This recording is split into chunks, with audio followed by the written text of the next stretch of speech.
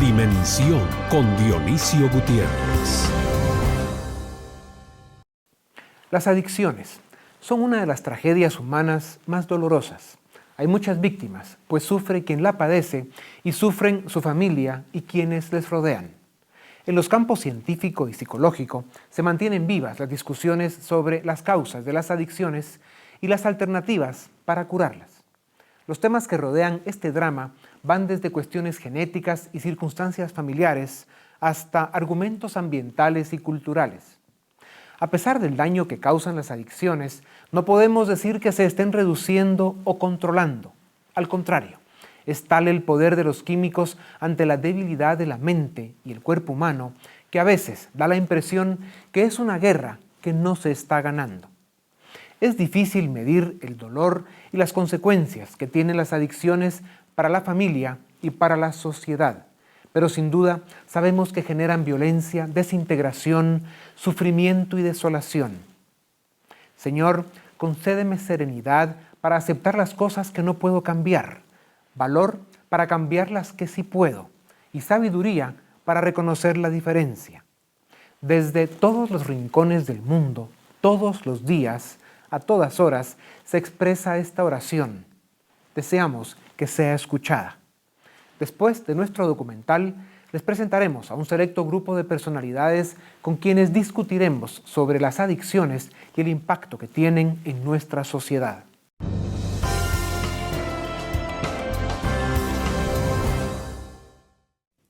Es más fuerte que tú. Es más fuerte que tu voluntad. No lo puedes controlar. Te lleva por caminos peligrosos. No escuchas razones. No puedes parar de consumir. Te lleva a extremos inimaginables. No tienes límites. Te destruye. Sí, las adicciones te pueden matar.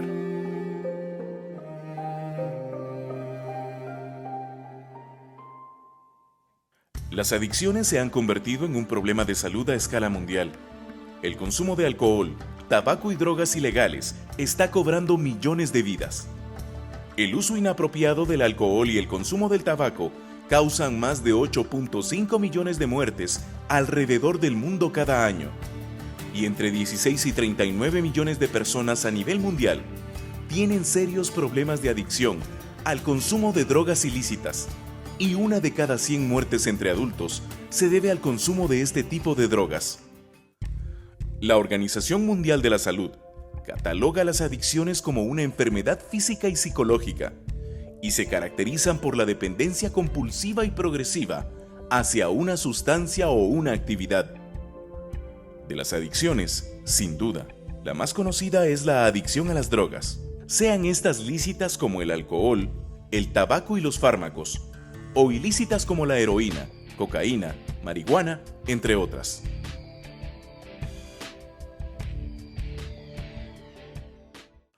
¿De qué forma impactan la salud del ser humano?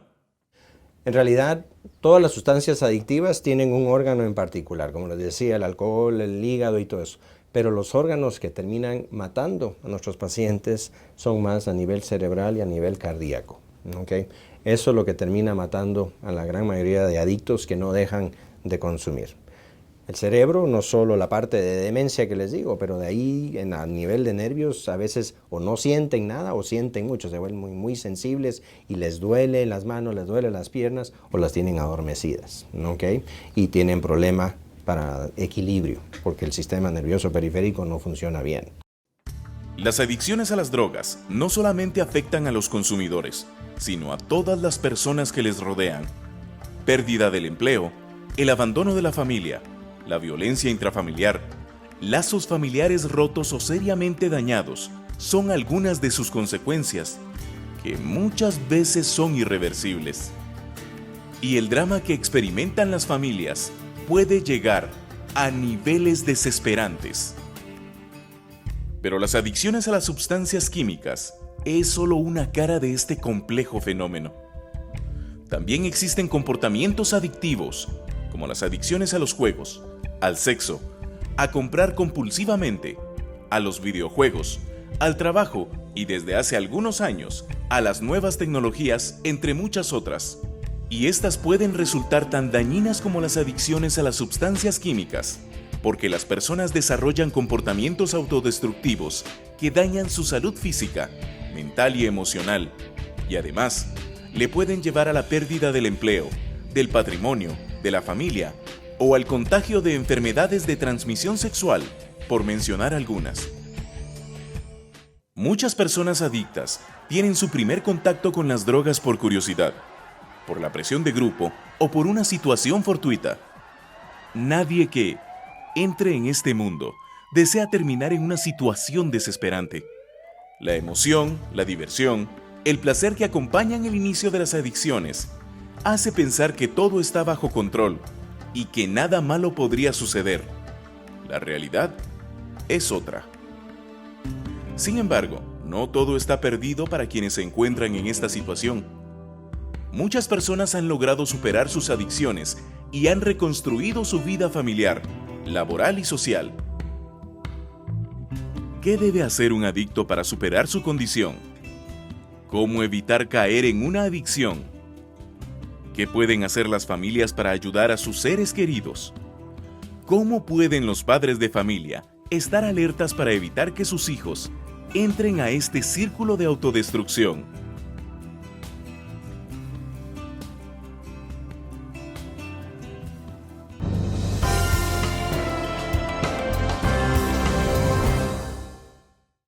Bienvenidos a Dimensión. Hoy nos acompañan la licenciada Karin de Schwan, que es psicóloga especialista en adicciones y terapia experiencial. Luis Fernando Dardón, psiquiatra. Don Orlando Escobar, él es médico especialista en el tema de alcoholismo. Doña Mónica Boscairol es terapeuta en adicciones. Y Víctor Hugo González, quien nos va a dar un testimonio de su recuperación.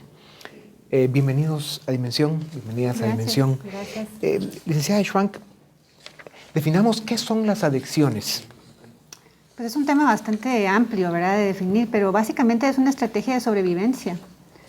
Las adicciones como que responden a nuestra necesidad de poder calmar dolor, ¿verdad? Y entonces todos los seres humanos pues tenemos el órgano afectado en las adicciones, es nuestro cerebro. Y entonces a la hora de que tenemos trauma en la vida, y todos los seres humanos tenemos algún tipo de trauma, las adicciones tienen el propósito, dijéramos, de calmar el dolor y bajar el nivel de estrés que tenemos en nuestro organismo con tal de poder sobrevivir y podernos adaptar a la vida, ¿verdad? O sea, es un mecanismo de sobrevivencia. Totalmente. Terriblemente destructivo, ¿verdad? Terriblemente destructivo. Lo que pasa es que afecta a una porción del cerebro que es un cerebro muy instintivo. Entonces el cerebro instintivo únicamente funciona en el aquí y el ahora, o sea, no tiene ninguna noción de futuro, ninguna noción de pasado, porque eso es parte de nuestra capacidad racional, digamos, más elevada. Pero a la hora de sobrevivencia es el cerebro instintivo el que está más, digamos, afectado. Y ese es ahorita. Si yo siento incomodidad en este momento, yo necesito calma en este momento, ¿verdad? Entonces, a pesar de que ese consumo, esa estrategia que me va a dar a mí la adaptación, me va a dar una consecuencia negativa más adelante, lo que mi organismo necesita es la calma instantánea, ¿verdad?, del momento. Y de ahí nacen las adicciones. Exactamente, porque a la hora de que el cerebro dice, esto me calma ahorita, generalmente no lo va a pedir más. Va a decir, deme más de esa sustancia, o deme más de esta conducta, o deme más de esta sensación que de alguna manera me da por el momento esa calma, a pesar de que me dé consecuencias. Y ese concepto de por el momento es muy importante porque es un tema momentáneo, ¿no? Instantáneo. Exactamente. Y cuando pasas otra vez regresar al sufrimiento y a la oscuridad. Y es cuando vemos, por ejemplo, a la hora de que sube el nivel de estrés, ¿verdad? O sea, se activa el cerebro instintivo, quiere buscar la calma, y cuando estamos buscando la calma ya no hay capacidad racional que me permita a mí tomar una decisión, digamos, más adaptativa, dijéramos, para mi bienestar a largo plazo. Entonces, no tenemos como que ni esa capacidad racional. Entonces, a la hora de que ya llega la calma, se activa otra vez nuestra capacidad racional y decimos, pero ¿qué acabamos de hacer? O sea, había jurado, prometido de que no iba a tomar más, había jurado y prometido que no iba a llevar a cabo esta conducta más, y resulta que ahí donde entra la culpa y, ¿verdad?, la resaca, dijéramos, de la sobredosis de lo que acabo de hacer. Claro. Pero es porque definitivamente no tenemos ese acceso a la parte racional cuando estamos en la necesidad del consumo. ¿Quiénes son más propensos a caer en este tipo de problemas, consumir químicos y tal? El psiquiatra nos puede ayudar en esto. En realidad que todos somos propensos, es decir, todas las personas estamos en riesgo de padecer un tema de adicción a lo largo de nuestra vida. Si hiciéramos un perfil de quienes pueden estar en más riesgo o más propensión, podríamos abordar primero las personas que precisamente menciona Cari, a quienes les cuesta un poquito más planificar al futuro, las personas que están un poquito más orientadas a la satisfacción inmediata, que tienen poca capacidad para tolerar la frustración, poca capacidad para planificar las consecuencias de sus actos. Ese tipo de características de personalidad hacen que una persona pueda ser más propensa. Las personas que tienen mucha impulsividad, etc. También hay un tema etario, es decir, cuando más joven está uno, cuando uno empieza a salir a la vida, cuando uno empieza a conocer, quizá uno está más vulnerable, porque tiene menos experiencia, menos conocimiento, menos voluntad. También está el tema de los hombres, que de por sí los hombres tienden a ser un poquito más impulsivos, un poquito más, y que disparan con más facilidad, digamos, una conducta X. En general, aunque todos podamos estar, digamos, como en este riesgo, son estos rasgos que nos van poniendo un poquito más acá y más allá. ¿Qué tipos de adicciones hay? Adicción es una. Los tipos son las diferentes sustancias o actitudes o conductas que las personas van adquiriendo. O sea, no se podría como tipos de adicciones, ¿verdad? Como marcar el tipo de adicciones, porque al menos yo no conozco tipos de adicciones. Tal vez lo que sí puedo decir es la cantidad de nuevas adicciones que hay ahora. Antes era el alcohol, las drogas, pues sexo y todo lo que viene ahí, compras, pero hoy tenemos la tecnología, el teléfono, todas esas cosas que no habían antes, ¿verdad? Para mí esas serían nuevas, ¿verdad? Tal vez no diferentes, pero nuevas de lo que ya conocíamos. Sí, el juego. ¿Cuál es la más peligrosa, la que más conecta, de la que es más difícil salir? De los químicos y sustancias, porque hacen daño en el organismo. O sea, ahora se ha visto que también hace daño en el organismo la tecnología, porque las personas se alejan, se encierran, cambian posturas, trabajan con los dedos, pero lo que más daño hace es el químico que entra dentro del organismo. Había una estadística por ahí que hablaba del juego, las personas que son adictas a la apuesta, que es una adicción muy difícil de salir de ella. Muy difícil porque el gambling es como una diversión, como una distracción, así empieza, ¿verdad? Pero es muy difícil salir de ella. Yo creo que de todas las adicciones es muy difícil salir. Bueno, vamos a nuestro primer corte y regresamos en un momento para seguir en Dimensión hablando de las adicciones.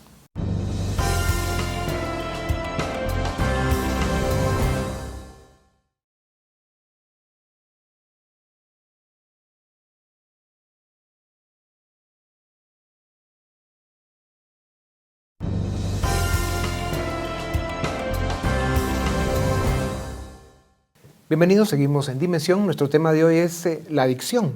Licenciada Schwank, complementemos un poco este tema de la adicción a los diferentes fenómenos y luego ya abrimos un poco la mesa para discutir más a fondo otros temas. Sí, en términos de la pregunta que usted hizo, en términos de cuál será la adicción a la cual es más difícil salir de ella, ¿verdad? Yo creo que esta pregunta es muy importante en términos de el abordaje que merece, ¿verdad? Que tiene que ver mucho con cuál es el significado de una adicción para la persona individual. O sea, hablamos de una adicción porque la adicción tiene como que ciertos síntomas, por eso se habla de la enfermedad de la adicción, ¿verdad? Tiene ciertos síntomas que de alguna manera se dan y se generan bastante similar.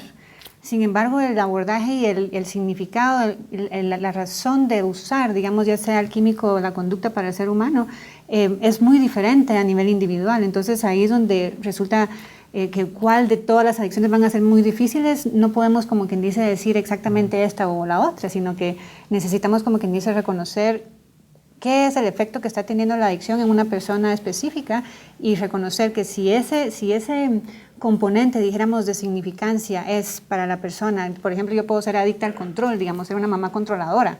Yo puedo tener esa adicción de que yo no dejo al hijo ir a ninguna parte, pero si yo conozco la historia de esa mamá, en donde yo he tenido múltiples pérdidas, pues entonces podemos entender por qué para esa mamá es más difícil salir del control, ¿verdad? Doctor Dardón, usted dijo que los hombres son más propensos a las adicciones. Pareciera que sí. ¿Es Pero una no creencia es- o si es un factor? Es que depende mucho, digamos, de la experiencia que cada uno vaya teniendo en su práctica.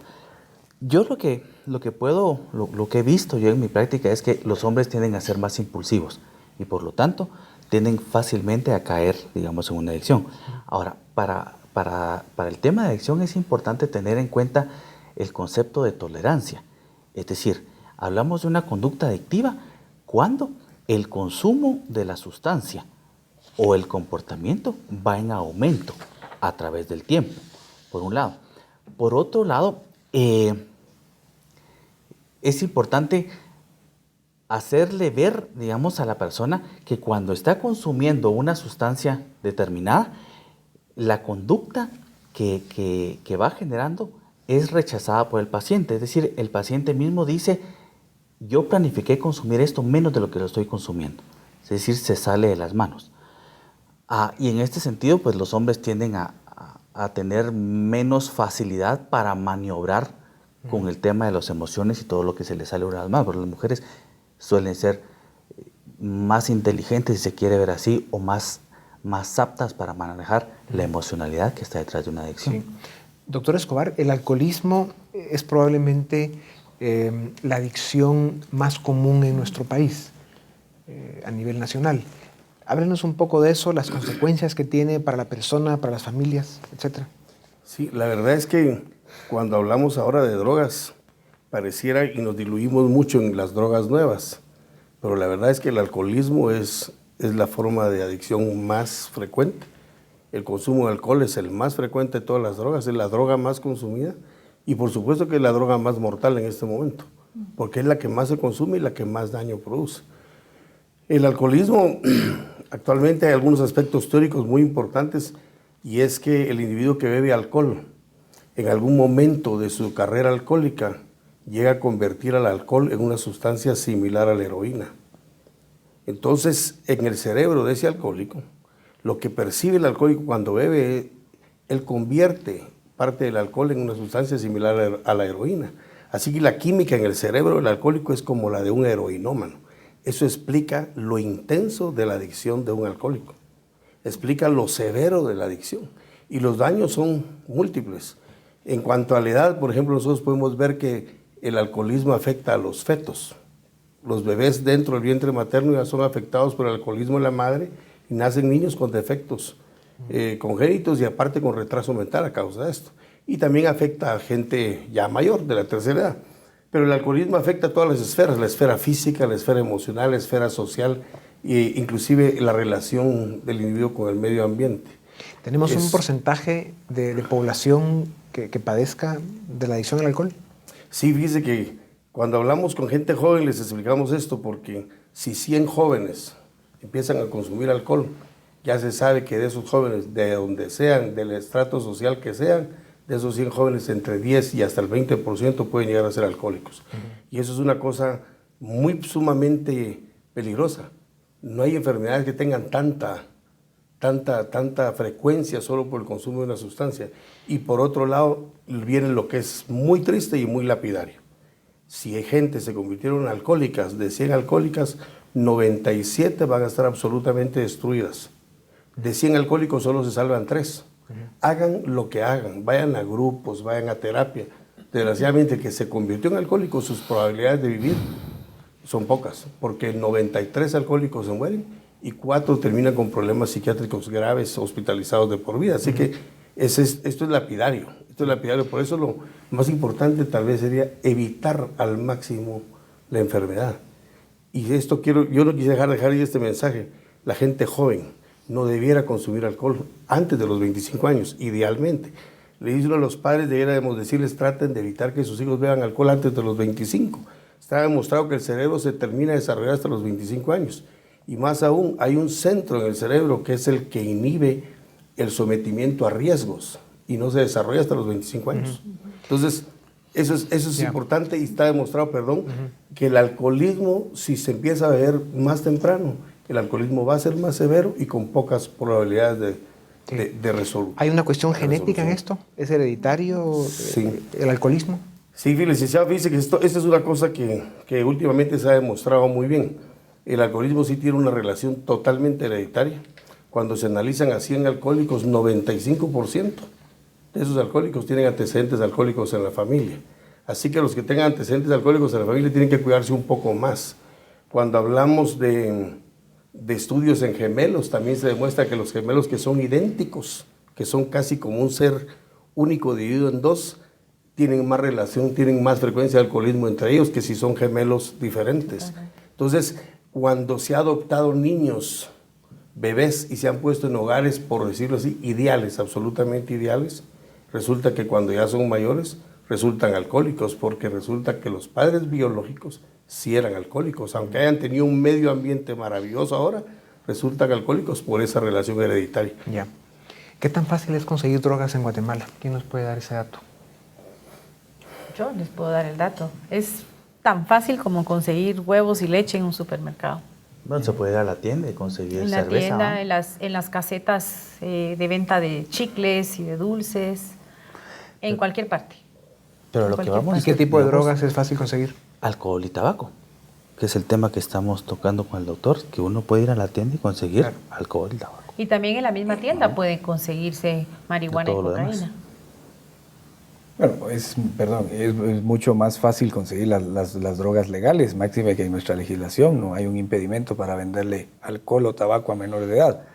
Pero las drogas prohibidas se consiguen con mucha facilidad en los centros nocturnos, en las discotecas, por ejemplo, y en las zonas urbanas conocidas, donde se vende, se comercializa droga al menudeo, con Inclusive- muchísima facilidad. Inclusive en los colegios. En los colegios. En los colegios los jóvenes están sabiendo de que, por ejemplo, hay consumo, por ejemplo, de marihuana o algo, y incluso ha habido intercambio de drogas dentro de lo que son contextos escolares, ¿verdad? Tristemente. Esencialmente diría yo, marihuana, cocaína y crack. Y éxtasis. Ya vimos que en el caso del alcohol sí hay una cuestión genética. En el caso de jóvenes que se quieran aventurar al consumo de la cocaína, la marihuana o crack o esos otros venenos que hay disponibles en el mundo, ¿ahí también hay una condición genética o es más ambiental, desintegración familiar, inestabilidad personal lo que los induce a esto? Yo, si me permiten, yo pienso que en el menú amplio de drogas que existen, algunos adictos vamos a ser más propensos a unas que a otras. Por ejemplo, pueda que a algunos nos guste o nos haga un mejor efecto la marihuana, pero a otros el alcohol con la cocaína, unos marihuana con pastillas. Por ejemplo, al final creo que la tendencia depende de la afinidad entre el adicto y la sustancia, no tanto de la influencia que tenga el medio, porque pueda que abunde más la marihuana, pero no le guste. Ya.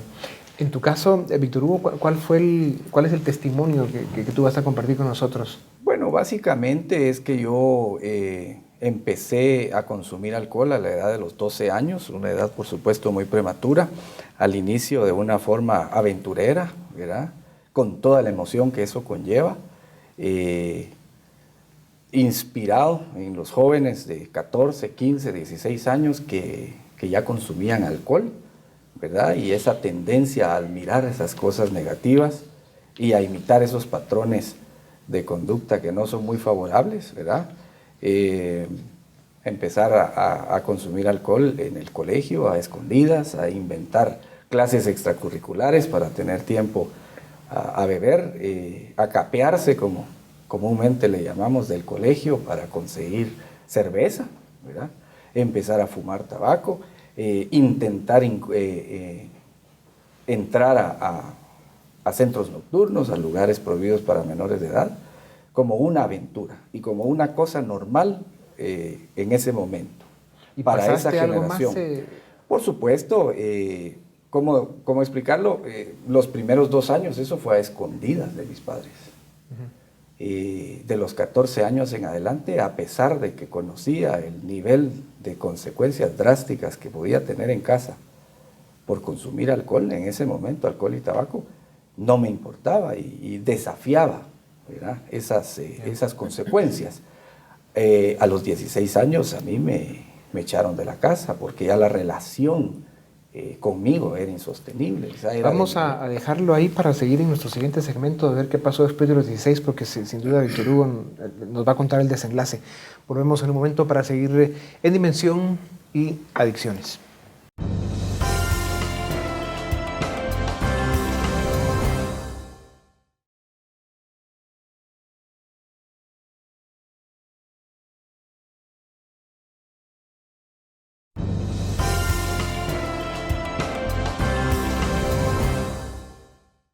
Bienvenidos, seguimos en Dimensión. Nuestro tema de hoy es las adicciones. Víctor Hugo, terminemos con tu testimonio. A los 16 años te echan de la casa en términos populares. ¿Y qué pasa después? Fui a vivir a la casa de unos amigos donde el padre había fallecido, la madre era adicta, ellos dos también, los dos amigos, los hijos de la señora, y en ese lugar se consumía drogas. Entonces empecé a ver cómo cocinaban piedra, por ejemplo, crack, cómo consumían cocaína, cómo fumaban marihuana, cómo forjaban los puros de marihuana, etc. Y mi relación con las drogas, a pesar del miedo que les tenía, porque yo sí reconozco que les tenía miedo, por la educación que se me había dado, empecé a perderle el miedo. Y había algún tipo de adicto que no me llamaba la atención para nada, y otro sí, concretamente.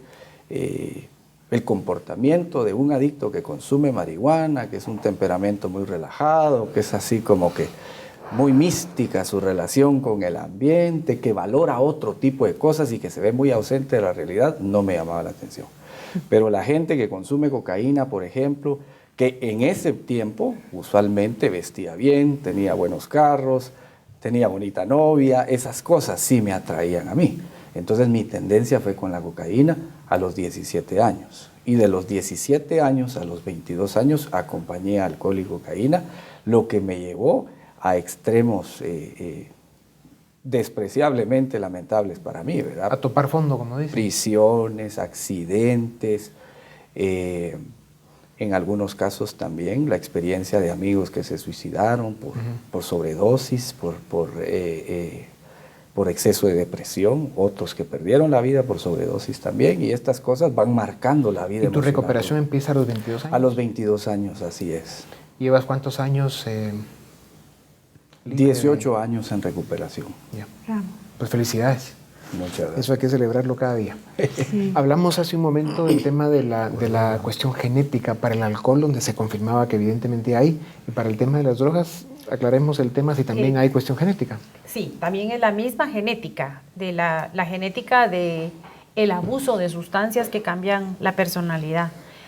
Y como decía Karen hace un momento, ¿verdad? La elección de la sustancia es la única diferencia. La genética es la misma, o sea, y casi siempre estas personas empiezan con alcohol, porque es lo que está más fácil y es lo que se puede comprar y es lo social. Pero prontito, cuando la enfermedad se les desarrolla o la adicción agarra su camino, ya empiezan a elegir lo que a cada quien le hace sentir mejor. ¿Qué hace escoger una persona una u otra droga? Esto depende bastante de el ambiente en donde la persona convive, ¿verdad? Si hablamos acerca de que las adicciones siempre provienen de trauma, tenemos que analizar con detenimiento cuál es el ambiente ¿verdad? Entonces, el tipo de droga que generalmente alguien escoge va a responder al tipo de ambiente del cual provino. Entonces, por ejemplo, si hay una dinámica familiar en donde hay mucha opresión, en donde hay mucho abuso, por ejemplo, va a ser típico de que el joven que crece dentro de esta situación familiar va a tender a escapar. Y la droga que le permite esa opción es marihuana, por ejemplo. En otra situación, si la persona está sintiéndose despoderada, por ejemplo, el hecho de que no le permiten ninguna posibilidad de opinar o no lo devaloran, desvalorizan constantemente, ¿verdad? Esa persona va a tender a buscar cosas como ¿qué me da poder? Y la cocaína es una droga que permite sentirnos como empoderados, ¿verdad? Y si hay, por otro lado, mucha pérdida, mucha situación de abandono, en donde hay mucho dolor histórico, el alcohol es definitivamente un anestésico para todo ese dolor, ¿verdad? Doctor Dardón, ¿qué hace a un joven o a un ser humano que ha caído en una adicción llegar al punto de pedir ayuda, pedir auxilio? ¿Cómo se reconoce ese momento? Y cómo le diría usted a nuestra audiencia, quienes tengan este problema, pues que lo sepan identificar. Yo pienso que muy independientemente de la fase o de la intensidad de la adicción que una persona pueda tener, siempre se puede encontrar un yo racional ahí metido que quiera abandonar y que quiera recuperarse. Mucho del arte de las psicoterapeutas o de los psicoterapeutas es encontrar a ese yo en medio de la psique que está adicta, empoderarlo y traerlo de vuelta. Si la persona, si el terapeuta, si el médico, si el encargado tiene esa habilidad de buscarlo, no desesperarse, no perder las esperanzas, es posible encontrarlo. Cuando una persona toca fondo, hablamos que es cuando él mismo ya no aguanta, ya no tolera, ya se da cuenta que la vida ya no se puede seguir así. Pero hay pacientes que están en el peor de los fondos y ni así quieren dejar de consumir. Yo he tenido pacientes, y estoy seguro que mis colegas también, que mueren en su ley y que mueren con la botella en la mano y mueren con el polvo en la nariz. Entonces depende mucho de cada paciente. Y más que nada depende de ese arte de encontrar a ese yo que se pueda rescatar.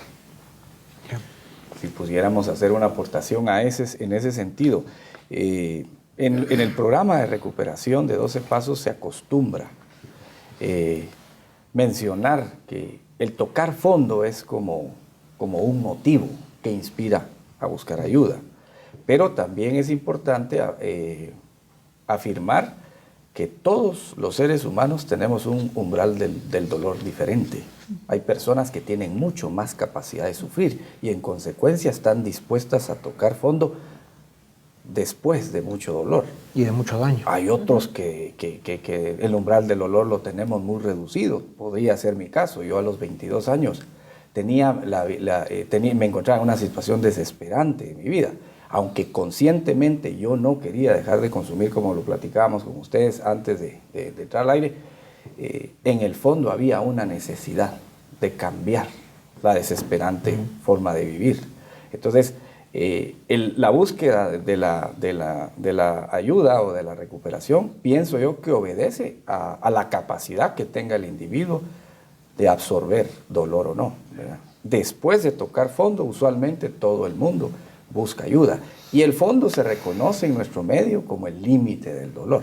Pero hay personas que su capacidad de sufrir es muy amplia. ¿Cómo se busca ayuda? ¿A dónde hay que llamar? ¿Qué hay que hacer? Bueno, la verdad es que cuando uno habla de enfermedades adictivas como esta, que eso es una cosa importante, que la gente recuerde siempre que esto es una enfermedad y que como cualquier enfermedad hay que verla, aceptarla y buscar la ayuda necesaria. Y es clásico, en todos los libros de medicina dice que una persona adicta al alcohol o cualquier otra sustancia debe buscar finalmente un grupo de apoyo, un grupo de terapia para empezar e iniciar la recuperación de una enfermedad que, dicho sea de paso, es realmente incurable. Lo que hacen los grupos de terapia es detener esa enfermedad, detener la enfermedad. Y pues hay muchos grupos en Guatemala, muchísimos grupos de alcohólicos anónimos, de narcómanos anónimos, donde se puede encontrar la ayuda. Yo, diría algo importante también. Cuando podría darse el caso en una familia que el adicto no quiere dejar de consumir y la familia ha sido tan afectada como el propio adicto, ha enfermado de la misma manera. La relación con un adicto enferma a cualquier miembro de la familia y la familia también tiene opción a recuperación emocional, a desarrollo espiritual. En los grupos de Al-Anon, por ejemplo, que funcionan excepcionalmente, los grupos que es para las parejas o los convivientes de los adictos o los alcohólicos, Alatin, que es para los niños que viven en un hogar donde reina el alcoholismo, ACA, por ejemplo, que son hijos adultos de alcohólicos que en edad adulta no han logrado resolver los problemas de la adicción de sus padres y a través de estos programas de recuperación están encontrando una solución, ¿verdad? Entonces, formas de recuperarse existen, tanto para el adicto como para las personas que conviven con él. ¿Y estas organizaciones son de fácil acceso y cualquiera puede llamar? Absolutamente. Sí. En la guía telefónica están los números de las oficinas de Alcohólicos Anónimos y hay un teléfono que contesta 24 horas y refiere a las personas a los grupos cerca de donde viven. Sí, es una organización mundial que realmente ha Muy bien salvado organizada. vidas y que funciona. En más de 180 países, según el reporte de la última Convención Mundial de Alcohólicos Anónimos, más de 180 países y más de 7 millones de miembros alrededor del mundo, solo en AA, más los demás grupos que utilizan 12 pasos, neuróticos anónimos, codependientes anónimos, comedores compulsivos anónimos, Al-Anon, Alatin, ACA, jugadores anónimos, sexólicos anónimos, adictos al internet anónimos, fumadores anónimos, etcétera. Sí, ¿no? Y de hecho, ya mencionaron ustedes algo que la misma Organización Mundial de la Salud declaró como una enfermedad, que es la adicción, ¿verdad? Vamos a empezar a tocar el tema del papel que juega la familia, especialmente los padres, en su relación con los hijos, cuánto deben controlar, en qué están los hijos, cuando regresemos de nuestro corte comercial. Volvemos en un momento para seguir en Dimensión y las adicciones.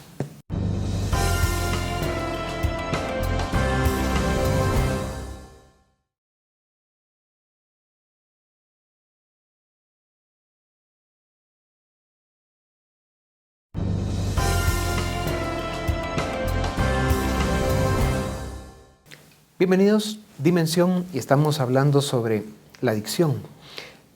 ¿Qué papel deben jugar los padres de familia respecto a los hijos? ¿Cuánto deben controlarlos, investigarlos? ¿Cuánto deben estar averiguando qué es lo que están haciendo los hijos? Empecemos. Licenciada. Pues este es un tema complicado, complejo también, en el sentido de que, pues por supuesto, los padres van a tener toda la necesidad, el deseo de definitivamente evitar que un hijo caiga en estos terrores que nos lleva a la adicción, ¿verdad? Sin embargo, son también los padres los que son partícipes, dijéramos, del trauma de los hijos, tristemente, en relación a que es en la dinámica familiar en donde se genera el primer trauma, ¿verdad? Entonces, el tipo de relación e interacción que pueda tener los padres con los hijos es de tema delicado. En el sentido de que yo quiero estar como mamá muy al tanto de lo que mi hijo va a hacer y estar haciendo, pero también necesito darle apoyo, acogimiento y sostenimiento, puesto que la familia es lo que a largo plazo va a generar esa sensación de pertenencia y conexión, que es básicamente lo que todos los seres humanos estamos buscando, ¿verdad?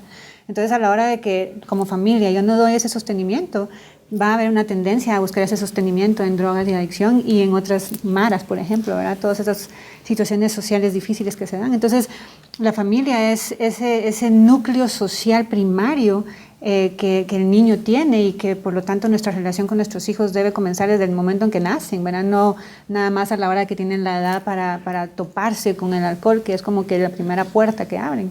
Entonces es fundamental el hecho de cómo yo como madre o como padre podamos tener una relación de armonía con nuestros hijos, de tal forma que podamos darles información, instrucción, sostenimiento, de tal manera que podamos prevenirlo lo más que se pueda, ¿verdad? Porque de que van a tener contacto allá afuera con el alcohol y con las drogas lo van a tener, pero que ellos puedan discernir en términos de los efectos posibles, la información, que estén bien como que cargados de estrategias previas a su salida al mundo, es parte de lo que los padres pueden hacer para aportar. ¿Qué opinión? Cabal, coincido exactamente con la licenciada, y así le llamo yo la puerta. El alcohol es la puerta para el dolor, es la puerta para las demás adicciones, es la puerta para la destrucción emocional, social y física del individuo que inicia esa carrera. Y por eso siempre insisto mucho, hay muchos padres que cometemos el error de pensar y decir, bueno, que mejor se tome los tragos ahorita y así empieza a aprender a beber socialmente. El problema es que no sabemos si ese individuo va a seguir bebiendo socialmente o se va a terminar convirtiendo en un alcohólico. Entonces yo creo que lo mejor es hasta donde uno pueda como padre evitar realmente contacto con el alcohol o con cualquier otro tipo de droga. Les decía yo, el joven no ha madurado, su cerebro ni siquiera está desarrollado hasta los 25 años, entonces los daños son mayores. Mientras más temprano se inicia el consumo de alcohol, más temprano se inicia en el cerebro la formación de esa sustancia similar a la heroína, que lo va a convertir en un adicto compulsivo casi incapaz. Digo casi incapaz de poderse recuperar, porque como les decía yo, de 100 solo se logran recuperar 3. Y entonces, mientras más temprano se inicia ese consumo, más temprano puede iniciar la parte de adicción y por supuesto el daño va a ser mucho más severo. Debemos tratar de evitar ese consumo de nuestros hijos hasta donde sea posible. Debiéramos tratar, todos tenemos fallas en nuestro hogar, fallas como pareja, falla de todo, pero también los padres tenemos que aceptar nuestros propios problemas, buscar ayuda aquí con las licenciadas, buscar ayuda, tratar de mejorar nuestra relación como pareja, mejorar la relación con nuestros hijos, acercarnos cada vez más a ellos para evitar que ellos busquen ese escape. Ahorita es triste y doloroso lo que nosotros, de nuestra edad, nosotros no vivimos esas cosas. Ver una niña de 12 años totalmente ebria en una fiestecita en una casa, esas cosas que nosotros no vivimos. Y cada vez, dicho sea de paso, las mujercitas también están entrando cada vez más en el consumo de alcohol y drogas.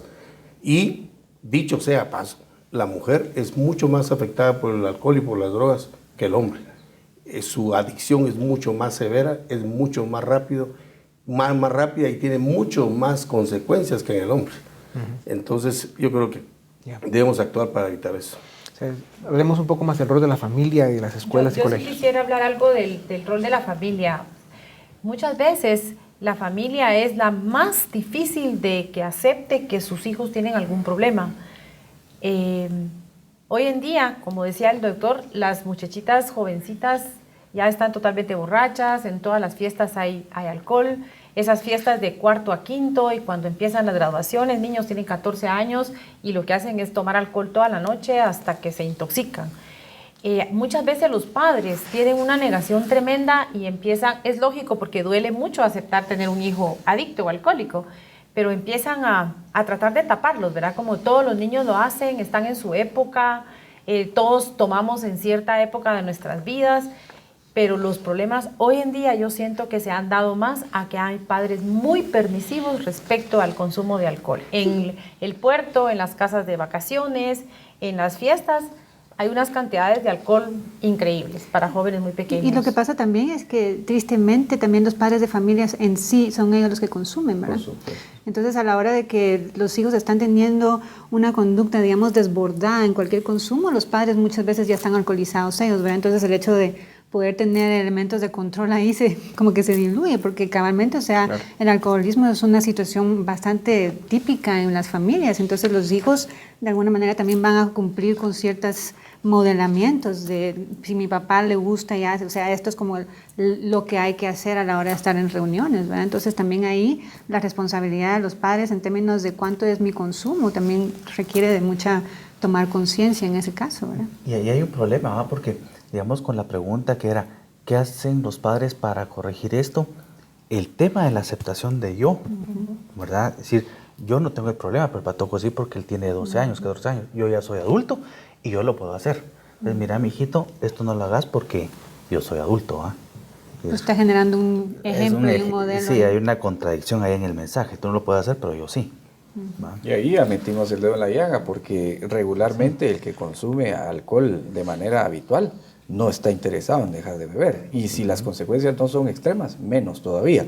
Y se alarma cuando los hijos están bebiendo, pero no es capaz de dejarlo de hacer él. Entonces hay una tendencia alcohólica también en los padres. Culturalmente, en nuestra sociedad, se acompaña el alcohol para todo, ¿verdad? Entonces, pretender que los hijos no imiten ese patrón es un poco difícil. Y más difícil aún pretender que los padres dejen de hacerlo. Sí. Y yo creo que alguna forma en la que esto se puede lograr, aunque exista alcohol en los padres también, es más comunicación entre padres e hijos, más interacción entre padres e hijos en actividades que no tengan que ver con alcohol. Deportes, distracciones, convivencia familiar, aprender, como decía Orlando, a resolver los problemas de la pareja de alguna manera profesional, ¿verdad? Para que la consecuencia de la disfunción entre padre y madre no llegue a la vida emocional de los hijos o mermar ese impacto. Y una cosa importantísima creo también es el hecho de que las familias puedan proveer espacios en donde se pueda expresar a nivel emocional, ¿verdad? Porque las adicciones tienen todo que ver con una dificultad de manejo emocional. Entonces las familias también, o sea, el hecho de tener lenguaje emocional, por ejemplo, tenemos pérdidas, tenemos asaltos, tenemos situaciones que nos pasan en la cotidianidad aquí en Guatemala, ¿verdad? En donde si las familias podemos proveer espacios de qué significó este evento traumático para ti, dígase eventos como también te molestaron, hubo bullying en el colegio, cuéntame de tu historia, ¿verdad? Que existan esos espacios emocionales dentro del sistema familiar es básico para la prevención. Lo importante de lo que ustedes han aportado es de que hay un reconocimiento muy claro de la gravedad que tiene la adicción, que es una enfermedad que no se cura, se controla y se maneja. Pues los que son adictos se pueden mantener con su vida bajo control a través de un esfuerzo importante. Y luego el área preventiva, ¿no? O sea, ya que nuestra sociedad y el mundo están demostrando que es un problema cada vez más difícil de controlar, es importante el trabajar muchísimo en el área de la prevención, ¿verdad? Desde la relación familiar de padres e hijos desde que nacen, el cuidado en su relación en las escuelas, colegios, y bueno, esa cercanía y esa relación emocional sana que se debe construir. Pues muchas gracias, creo que el aporte que nos han dado es muy importante. Es un tema que seguirá siendo, pues, de modo, muy discutido y de mucha vigencia, porque sin duda alguna ha causado, sigue causando y seguirá causando mucho sufrimiento. Gracias. Con ustedes volvemos en un momento para Dimensión Acción. Muchas gracias.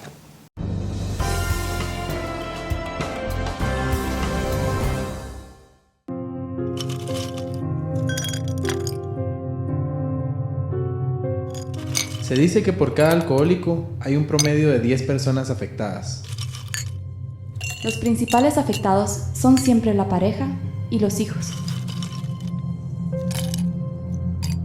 No es solo el alcohólico quien necesita ayuda.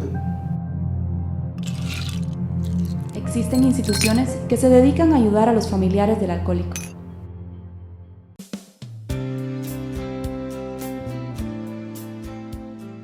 Al-Anon es una confraternidad de hombres y mujeres, que el único propósito es el llevar el mensaje a la familia, a los hijos de los alcohólicos. Para los hijos hay un programa que se llama Latín, que está más que todo entre los rangos de 10 a 19 años y está enfocado para los hijos de los alcohólicos. Creemos que ellos son los más afectados y son los que más necesitan ayuda. Yo me casé con mi esposo sabiendo que él bebía, pero como una persona muy ilusionada creía que mi amor lo iba a cambiar, pero eso no fue así. Las cosas se fueron complicando, fueron naciendo nuestros hijos, el ambiente se iba volviendo cada vez más caótico, habían gritos, habían llantos, habían súplicas, él abandonaba el hogar por periodos largos de tiempo, siempre llegó a dormir, pero siempre llegaba ebrio y siempre habían discusiones a raíz de todo esto. Y entonces yo empecé a convertirme en una persona muy triste, muy desolada, muy desamparada, y todos estos sentimientos los empecé a descargar en mis hijos. Apareció una amiga y me dijo que fuéramos a los grupos de Al-Anon. Yo creía que era solo para esposas de alcohólicos, pero hoy por hoy sé que no es cierto, es para toda la familia, o hasta los jefes, los amigos, cualquier persona que se vea afectada por el consumo del alcoholismo de otro ser querido puede asistir a los grupos de Al-Anon.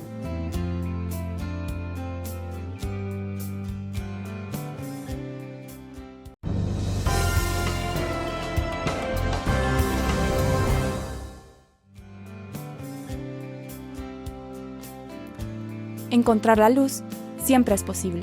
Los centros de rehabilitación son una valiosa ayuda para las personas que desean superar sus adicciones.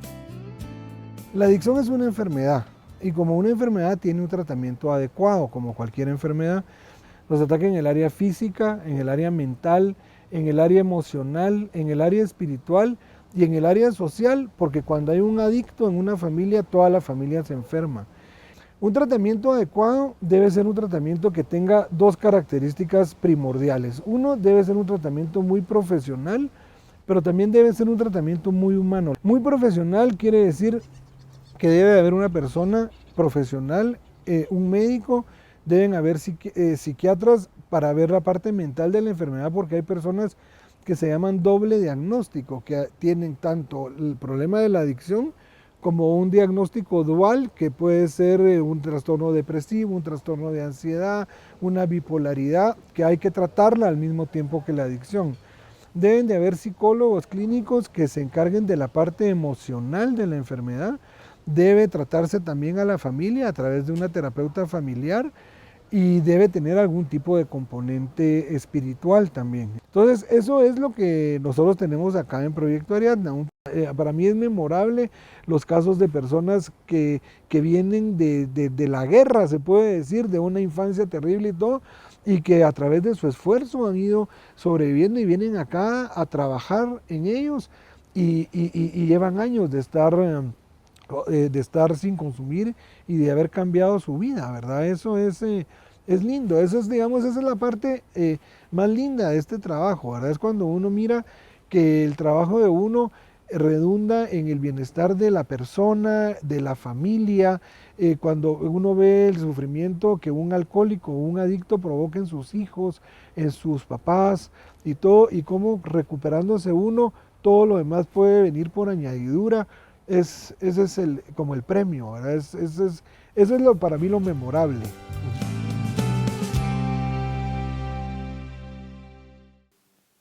Llegamos al final de nuestro programa. Muchas gracias por habernos acompañado. Los esperamos la próxima semana.